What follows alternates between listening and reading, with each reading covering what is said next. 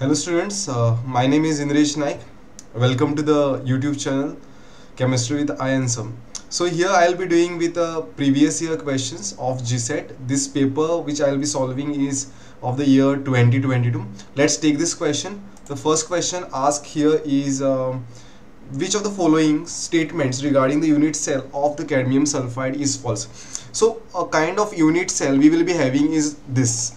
This is hexagonal clothes packing. This is a kind of unit cell which we will be having for the cadmium sulfide. So here the question is which is the wrong statement about this, right?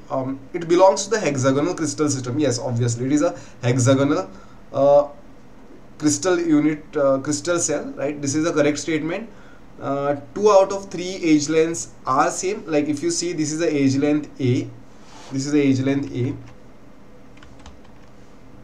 this is the age length A, and this is another age length which is B, and these two age length will be same, like from here to here, and another age length is here, right?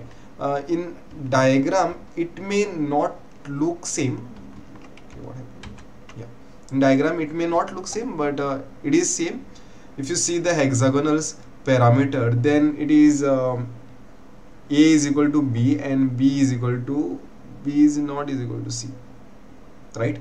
This is what the definition of the hexagonal hexagonal unit cell, right? And that's why this is also correct statement. If you see option D, 2 out of 3 axial angles are same, means when you talk about angles for the hexagonal, alpha equals to beta, which is equal to 90 degree, and one gamma angle is 120 degree in hexagonal. So this is also correct. So answer for this is its lattice is body centered.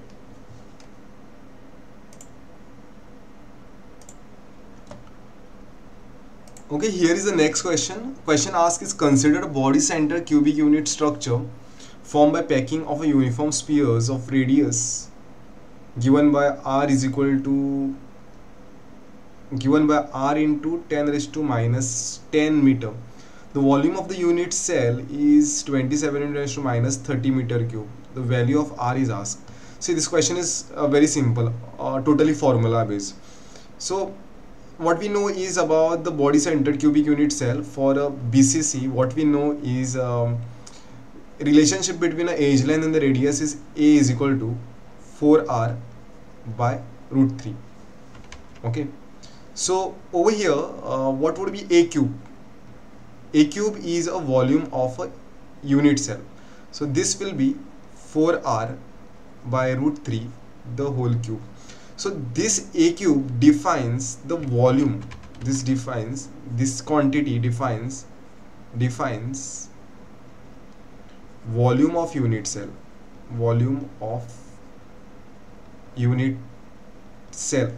and the volume of unit cell is given. So instead of A cube, what I do is I substitute this 27 into 10 raised to minus 30. Therefore, let's clean this. So this represents the volume of the unit cell. So this is equal to, I am writing A cube. Instead of A cube, what I write is volume, 27 into 10 raised to minus 30 meter cube unit. This is equal to 4r by root 3 the whole cube. Now we just have to find r from here. So what we can do is I will take this root 3 the whole cube, means root 3 the whole cube. I will take it here.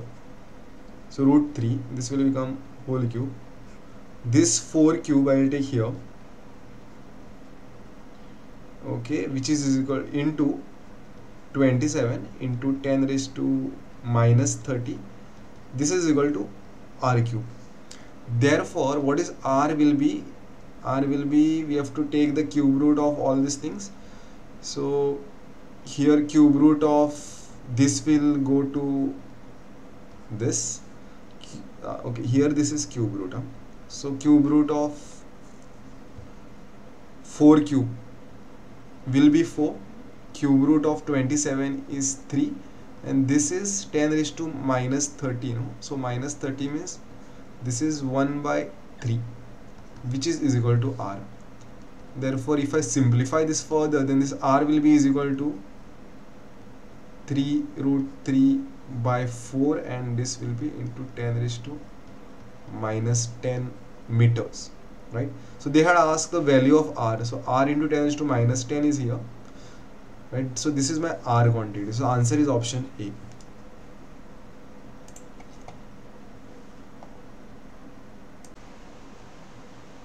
Okay, here is the next question.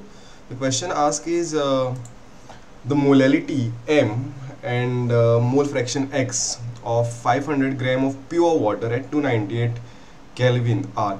So the thing is over here the molality is asked, right? So molality is equal to what? It is number of moles of solute, right, divided by mass of solvent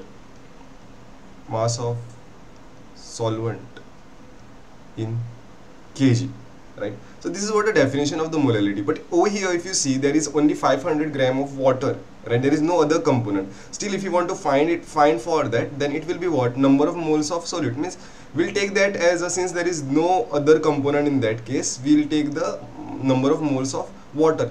So number of moles of water is what? I will write this 500 divided by 18 gram. This quantity tells you about the number of moles. 18 is a molar mass of water divided by mass of solvent in kg. Mass of solvent in kg will be how much? It will be 0.5 kg, because it is given 500 grams. It is 0.5 kg. So this answer will come to is equal to 55.55. So here this is what the molality is. And thing about mole fraction, since there is only one component, it is not other component, there is no second component, it is only solvent, and it is mentioned it's pure water. So the mole fraction of that component should be equal to 1, right? If there are two components, then we see that mole fraction of A, then mole fraction of B, this is equal to 1. But there is no other component, B component is not there, means what? XB is 0, right? This is 0, therefore mole fraction of the A will be is equal to 1.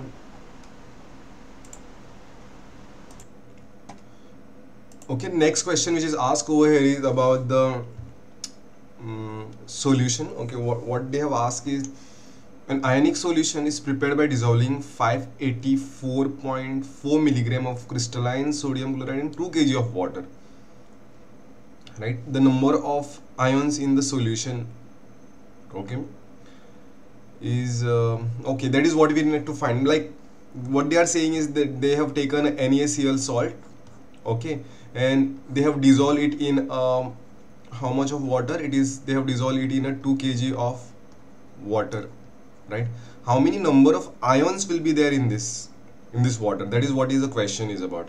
So when you dissolve this, how many ions will be there? See, NaCl is a strong electrolyte. NaCl is a strong electrolyte. When you put this into water, what will happen is that it will split as Na plus and a Cl minus, like maximum dissociation.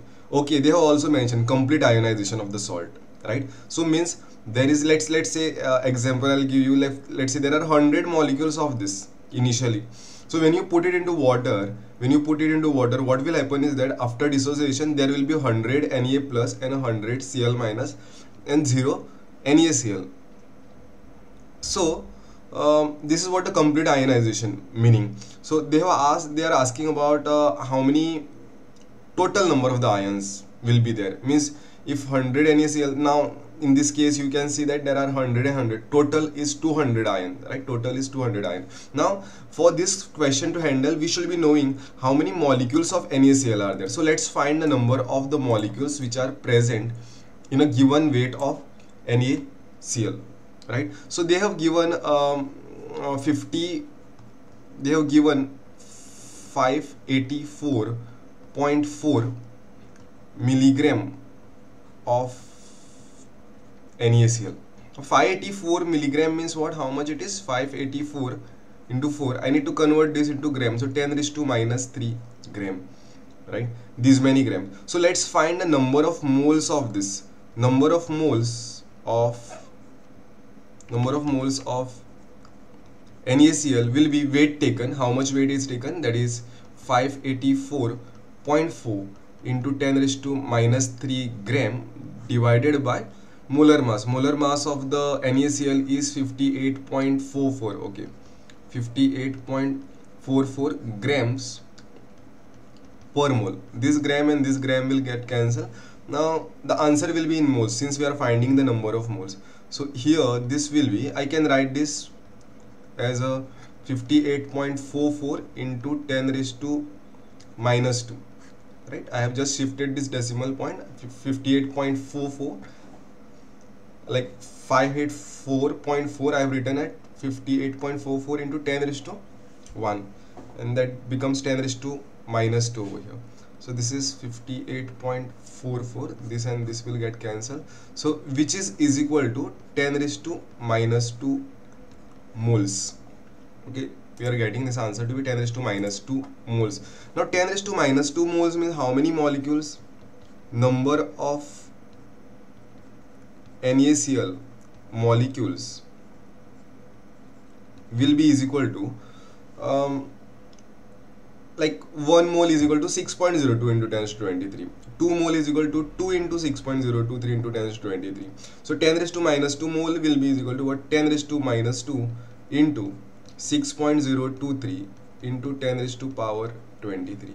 So this comes to 6.023 into 10 raised to power 21. Now they have asked about this molecules. How many ions will be there? See, it is very clear. It is a strong electrolyte. It will completely dissociate. So one molecule will give me 2 ions, right? So 6.023 into 10 raised to 21 will give me twice of that.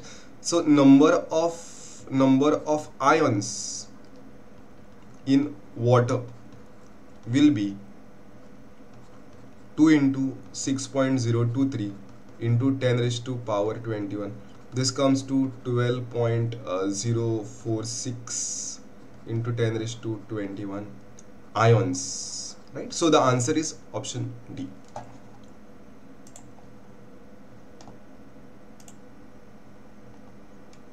Okay, this next question is quite theoretical. Let's understand this. Some concepts are also there. Let's see. The correct colloidal property among the following is, the first they are saying is that 4%. 1 minute, I just first they are saying is that 4% solution of nitrocellulose in a mixture of alcohol and ether can increase the pores of a filter paper in size and hence allow the flow of colloidal particle through it. See, what happens is when you do any filter, like when you allow any solution to pass through a filter paper, the pore size is not going to increase in that case. Okay, pore size, because they are small particles, it doesn't have the capacity to increase the pore size. So this statement is not correct. Brownian movement depends upon the viscosity of the solvent but independent of the size of the particle. No, Brownian movement is dependent on the size of the particle. Bigger particles move with a lesser speed. This is also incorrect statement. Then option C is, when potassium iodide solution is added to the silver nitrate solution, negatively charged colloidal solution will be formed. A potassium iodide, when react with the silver iodide, you may get here potassium iodide, sorry, silver nitrate. No, they have mentioned what silver nitrate. The silver nitrate, you may get you will not get a colloidal solution in this case. You will get a silver iodide. And values of the colligative properties of the colloidal solutions are small order as compared to the value of the solution by true solution at the same concentration. See, colligative property is a property which is dependent on the number of the particle. More the number of the particle, more will be the colligative property. So colloidal solution, what happens, colloids are usually the clusters of the molecules or they are macromolecules. But in the true solution, what happens is that there are more number of the particle. Obviously the value of the colligative property of the solution, of the colloidal solution, are smaller compared to the true solution, because in true solution there will be more number of the particles. So the answer is option D.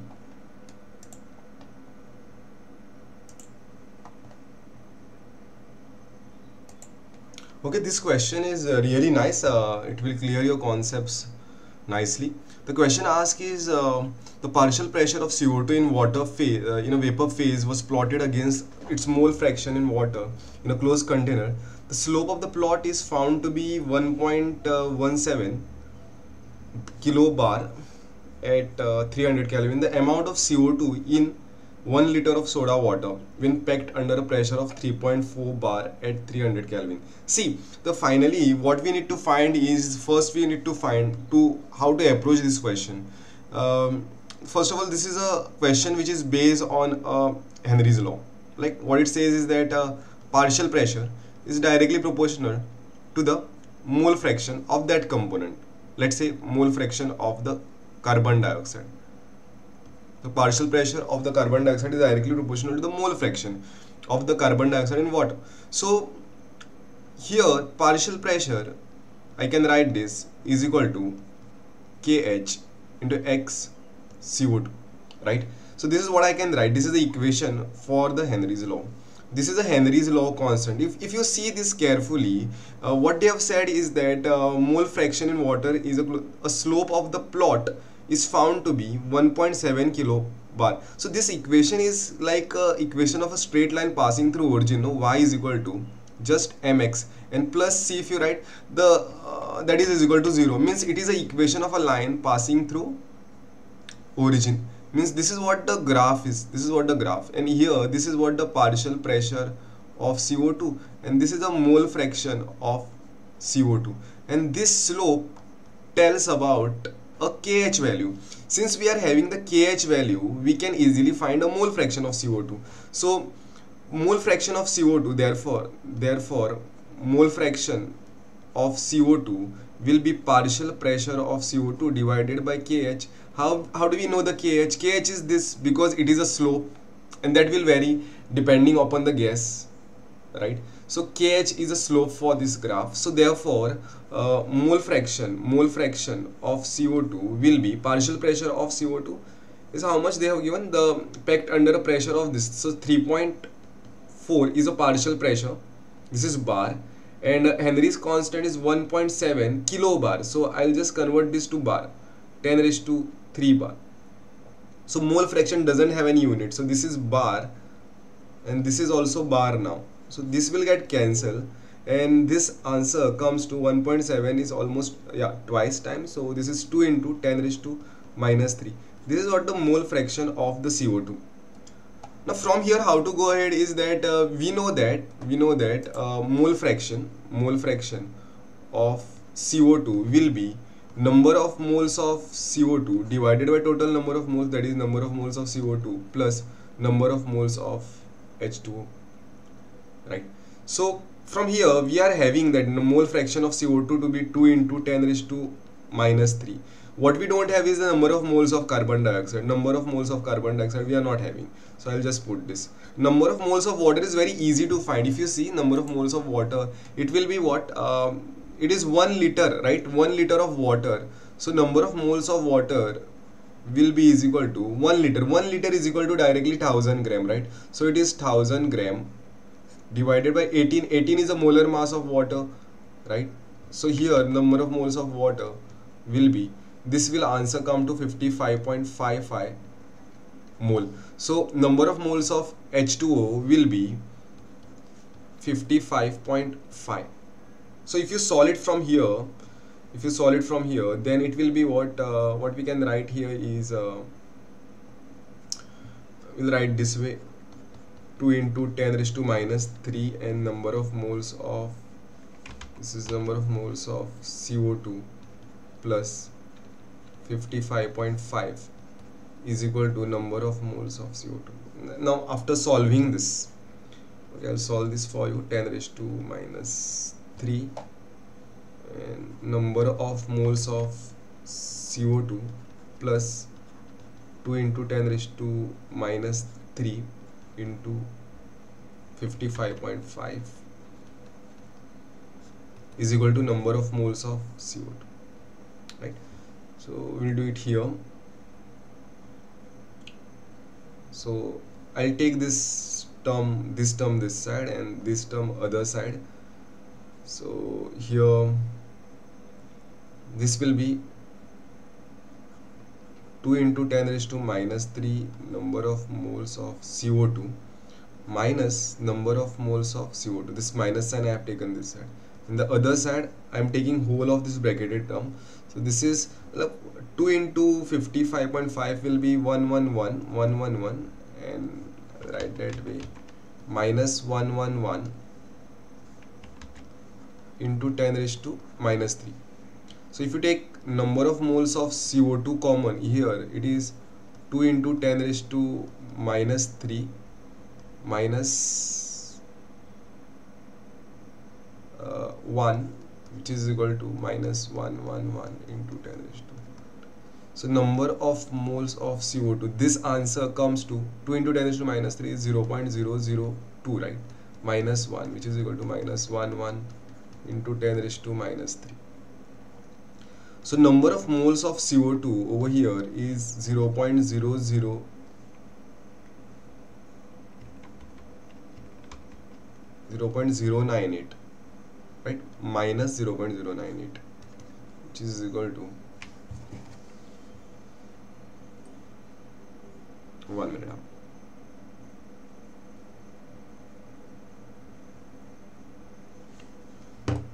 So this is 0.998. Yeah. So this is minus 11 into 10 raised to minus 3. So number of moles of CO2, this minus and this minus will get cancelled. So 111 and 0.998 into 10 raised to minus 3. So hope it's, yeah. So number of moles of CO2, I'll take this on other page because my frame is coming over here. So number of moles of CO2, is how much it was? 111 divided by 0.998. So it comes to 111.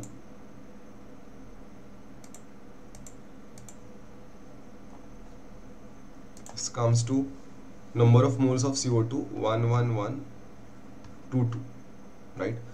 So this is the number of moles of CO2 we are having. So what is the mass of CO2 will be number of moles of CO2 multiplied by molar mass. Molar mass of CO2 will be what? So this is number of moles, which is 1112, and molar mass of CO2, carbon dioxide, it is carbon is 12, 2 into 16, so 12 plus 32, which is equal to 44. So multiply this 44. So into 10 is to minus 3 is also there, no? Yes, into 10 is to minus 3 is also there. Into 10 is to minus 3. So this is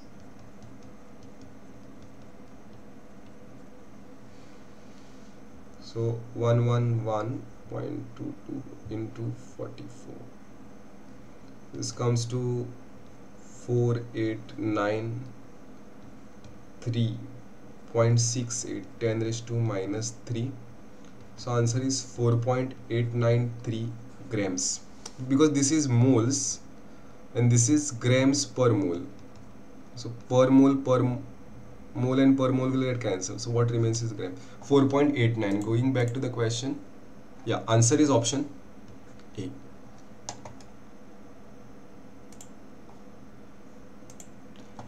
Okay, this is the next question, question number 7. Question is quite theoretical, and okay, some concepts are there. Let's learn about this.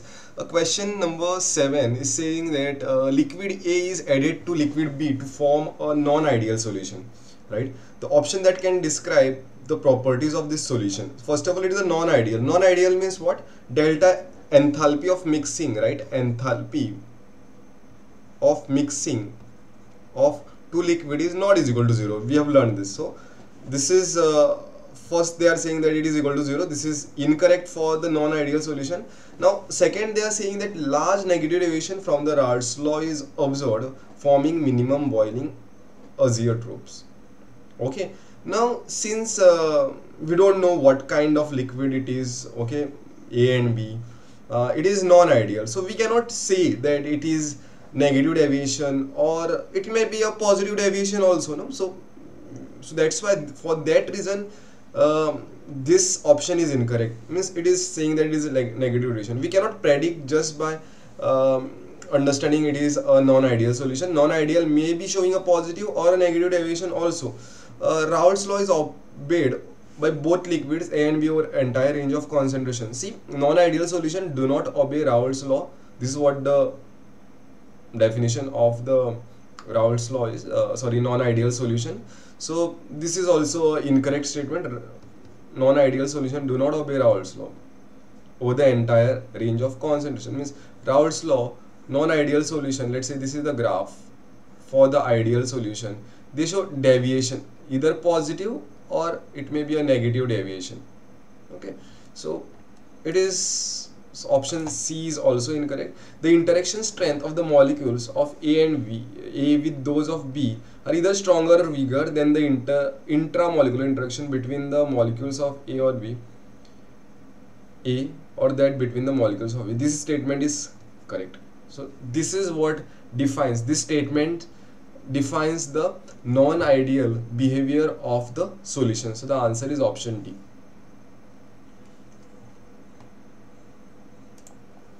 Question number 8.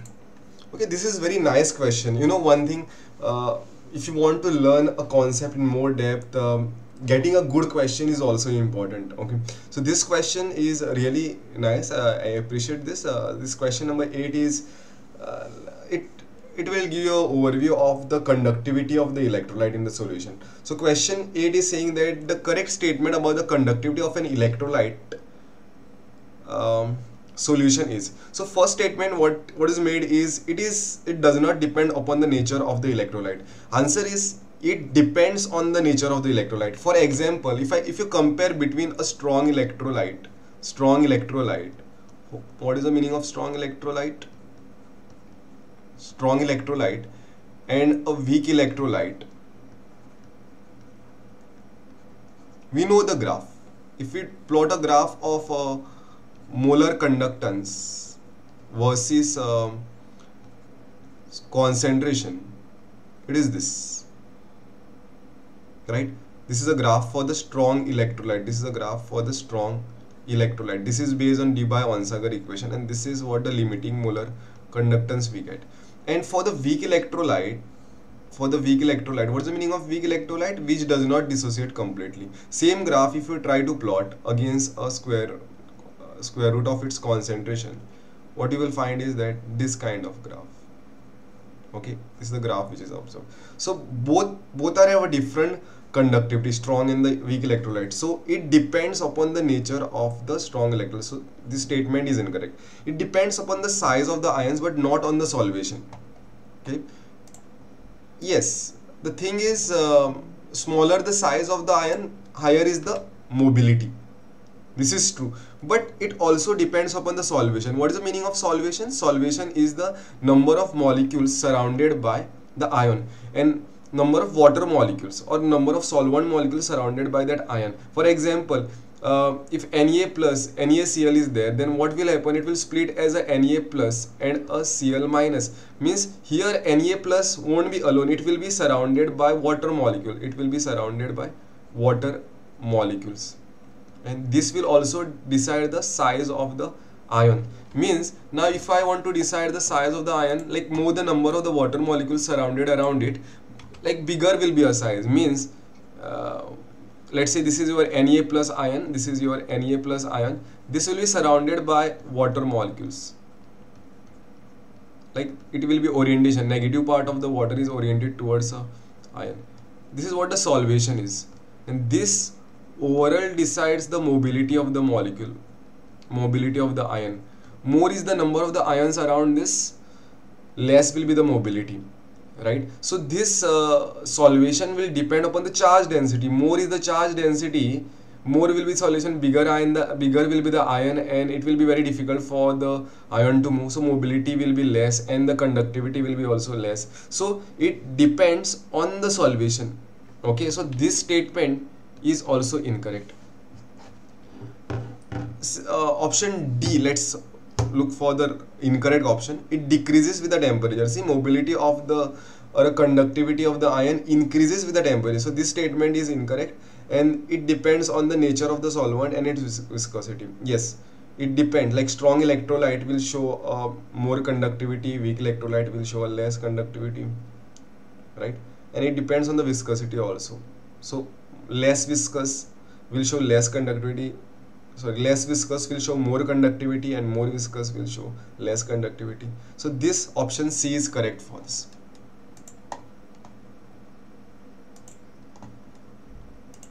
Okay, this question is really good. Okay, nice question. Question number 9.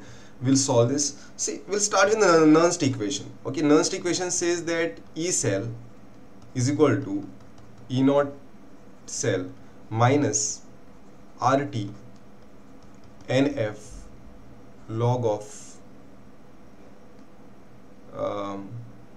concentration in a anode half cell upon concentration in a cathode half cell, right?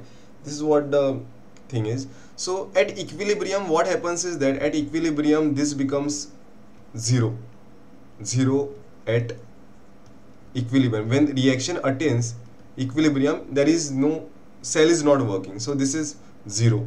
So this is constant. E naught cell for the given combination of the electrode is constant, so minus, and this is RT by NF, and this is log of, this becomes concentration of the product upon reactant. You know, like this product upon reactant I will say, because it is overall cell reactions product, right, upon reactant. So this is Kc. So if we write this over here, so E naught cell minus, sorry, minus won't remain, so E naught cell will be is equal to RT upon NF log of Kc. So RT by F, they have given RT by F 0.059. So I'll write this equation again. Therefore, E naught cell is 0.059 upon N log of Kc. Okay. So we need to find N over here. Therefore, N will be is equal to what? 0.059 upon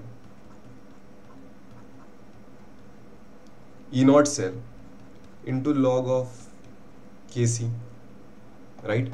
So here E naught cell will be what? E naught cell will be equal to E naught cathode minus E naught anode. So cathode is what? So there are two values which are given, minus 0.66 and minus 1.66. The one which is having higher reduction potential, these are reduction potential. If you see, the one which is having higher reduction potential, they act as a cathode, and the other electrode will act as a anode over here. So this cathode is minus 0.66 minus 1.66. So this is minus 0.66 plus 1.66. Therefore E naught cell will be is equal to what? E naught cell will be is equal to 1, right? So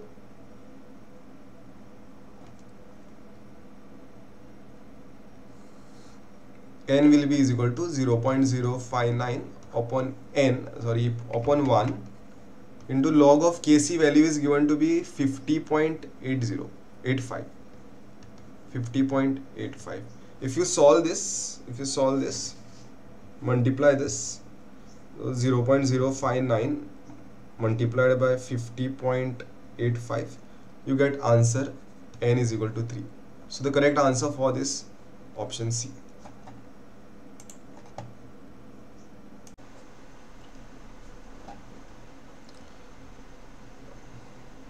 Hello students, this is we are on a 10th question right now. Let's solve this. This question is based on a Kohlraasch law of independent migration, right? So if you see the question, what it says is that which of the following relation about the limiting molar conductivities among the following is correct. So what does the Kohlraasch law says? Kohlraasch law of the independent migration says that molar conductivities of an electrolyte can be represented as the sum individual contribution of its cations and anions, right? Over here, if you check each option one by one, let's do this. What it means to say is that lambda naught m is a limiting molar conductance of the KCl. Means this could be given as this is equal to independently limiting molar conductance of the potassium ion plus limiting molar conductance independently of the chloride minus ion, right? So what is the thing over here? What they are saying is that KCl minus NaBr is equal to Ki minus NaF. Is this true, right? Means first what I'll do is as I have splitted this KCl as a K plus and a Cl minus, same way I'll split this as a Na plus and Br minus. So what would be a lambda naught m of NaBr? NaBr will be an independent ion of the limiting molar conductance of the Na plus and a lambda naught m of Cl minus. This is what the state. Now what is the difference between them? Like lambda naught m NaCl minus lambda naught m of NaBr. Is it going to become like Ki minus NaF? First we'll prove this. First we'll see what we are getting this as a difference. So this as a lambda naught m K plus lambda naught m Cl minus lambda naught m Na plus minus lambda naught m Cl minus. So which are the terms which are getting cancelled? These are the terms which are getting cancelled. Means it is, this is also positive, this is also positive. This is not going to give me any kind of salt, you know. It is a K plus and a Na plus ion, but still we have to prove that, like Ki minus NaF. I don't think so it will be equal. First option would be first option is correct of this, but still I'll do this. Lambda naught m of Ki will be is equal to independent molar conductivity of the K plus minus lambda naught plus I. So minus sodium fluoride, we'll do this, lambda naught m of Na plus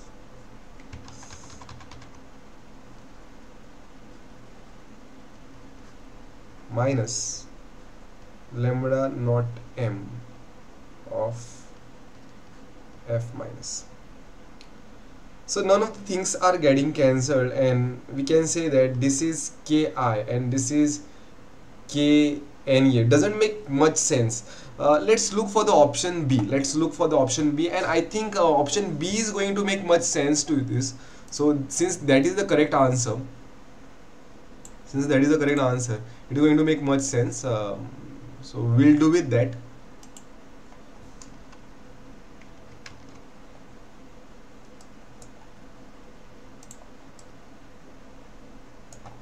So lambda naught m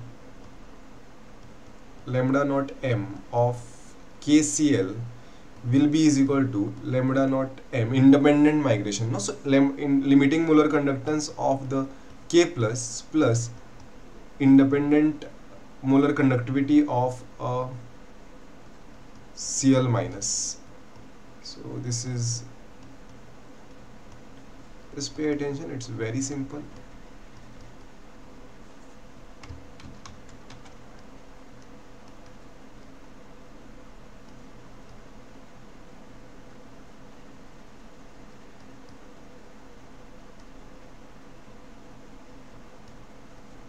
Cl minus. So the thing is, if I do this, lambda naught m of KCl minus lambda naught m of NaCl, what I'll get is lambda naught m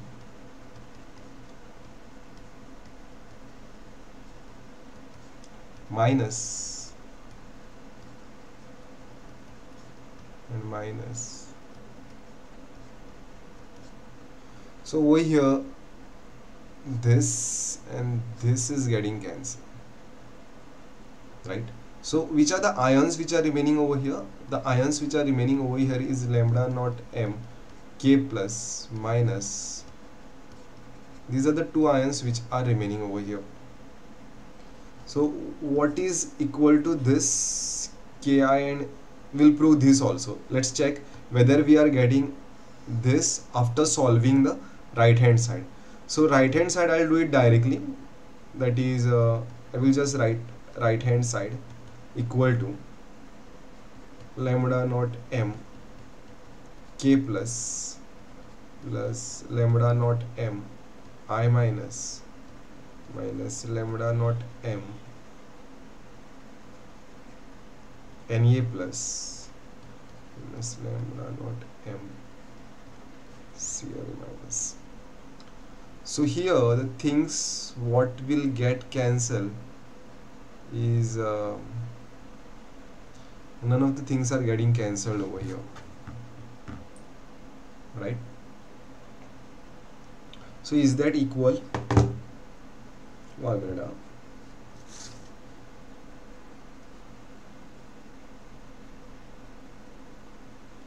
So it's not equal.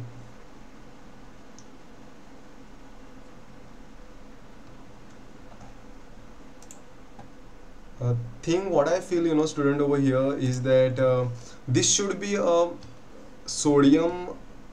This is not sodium chloride. It should be a sodium iodide. If this sodium iodide, then what will happen is that this will be I minus, right? And this, then this will be getting cancelled with this. What remains is a K plus. What remains is a K plus minus limiting molar conductance of the Na plus. Maybe this is a typing error I feel over here, and that's why answer is option B. Okay.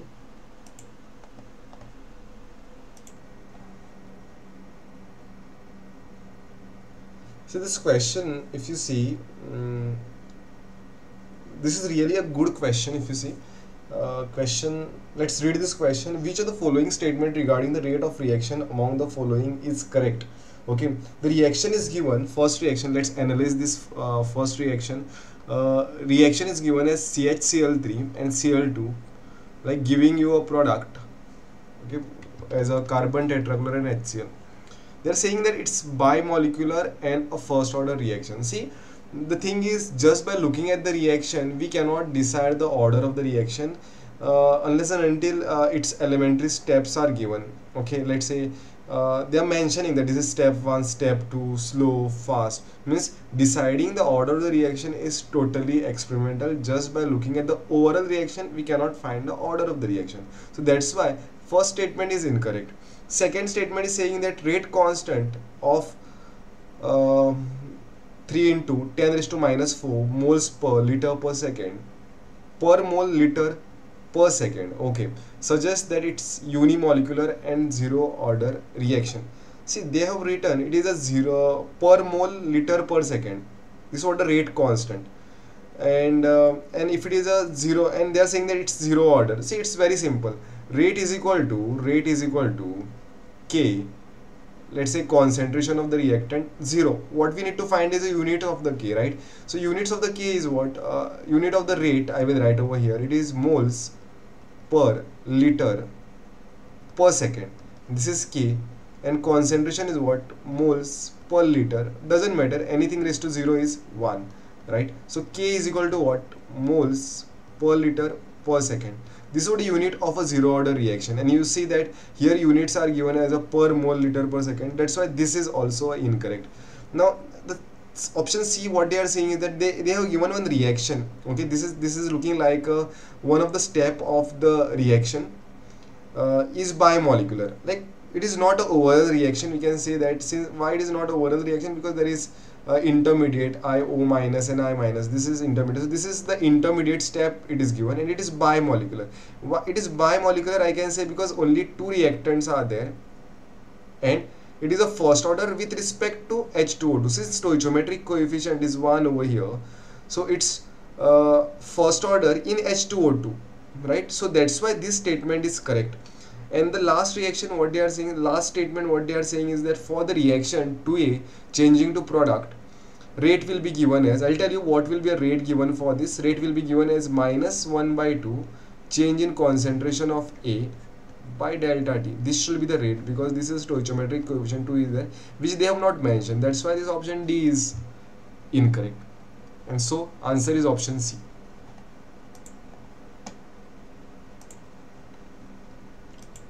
Okay, next question is question number 12. Question number 12 says that okay, this question is quite descriptive. Descriptive means theoretical question.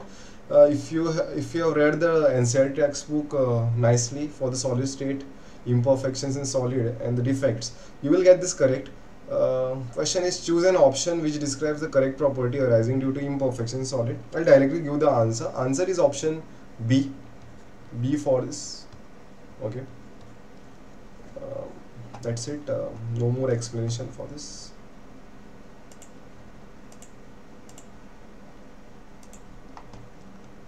Question number 13. Which of the following is the correct regarding adsorption? Okay. What they are saying is physisorption arises due to chemical bond formation. No, physical bond is due to like if there is a adsorbate and an adsorbent, then there is a van der Waals force which is operating between the adsorbate and the adsorbent. So that's why there is no any new bond which is formed. There is no chemical reaction taking place between the adsorbate and the adsorbent surface. Okay, so for that's why this statement is incorrect. Okay, we have to find which is correct. Physisorption is favored at a high temperature. This is also incorrect, because if you supply a temperature, let's say if you supply a temperature, what will happen is that chances are there that the chemical reaction may take place between the adsorbate and the adsorbent, and that at higher temperature what happens is that chemical reactions are always more favored. So for that reason, what will happen is that physisorption, which is that it may change to a chemisorption, right, at higher temperature. So physisorption is always favored at a lower temperature. Both physisorption and chemisorption depends upon the surface area. Yes, more is the surface area, whether it is a physical adsorption or chemical adsorption, both will depend upon the surface area. More is the surface area, more is the physical adsorption or the chemical adsorption. Last is, physical adsorption requires higher activation energy than chemical adsorption. No, we don't require higher activation energy, because it is not a chemical reaction between the adsorbate and the adsorbent substance. So since there is no chemical reaction taking place between the adsorbate and the adsorbent, we don't require any activation energy. So this is also incorrect. So the option correct is option C over here. Next is question number 14. This is purely theory based question, and I'll directly give you the answer. Answer is option B for this. Please make a note of this. Okay, this question is from the solid state. Let's solve this. A lattice of a packing efficiency 74% is formed by atom of the element X in a closed packing structure, and half of the tetrahedral voids present in this lattice are occupied by the atoms of the element Y. The formula of the resulting compound. So this is very simple. See, they have mentioned about the 74% packing efficiency. So FCC is the one which is having a 74% packing efficiency. Now we have to know what is the total contribution of the X atom. X are the atom which forms the packing, means it is an atom which are present at the corners as well as at the face centers, right? Like this is what the packing is. So this X value will be, corner is what, how many, 8 corners are there into 1 by 8. Why? Each corner atom is shared between 8 unit cell, and face center there are 6 faces, and each face center atom is shared between a 2 unit cell. So this comes to number of atoms is equal to 4. This 4 number which I have written, this is also called as the effective contribution of the atoms to that unit cell. This is a number, this is sometimes represented as a Z also. Okay, effective value or effective number of the atoms to that unit cell. So it's very simple. Tetrahedral voids. Okay, tetrahedral voids will be always is equal to 2 times that Z value. Z value for the FCC. For the FCC, Z value is 4. Okay, like for BCC it is 2, and a simple cubic lattice or a primitive unit cell it is 1, right? So over here tetrahedral void will be 2 times z and octahedral void will be just is equal to z. So in all this case what happens is there are 2 into z, means there are 8 tetrahedral voids. Half of the tetrahedral voids are are present in lattice are occupied by atoms of element y. So x are 4, so y will be what? There are 8 tetrahedral void, so only half is occupied, so that is equal to 4. So x4 y4 will be the formula. You take 4 common, what will remains inside xy. So answer is option D.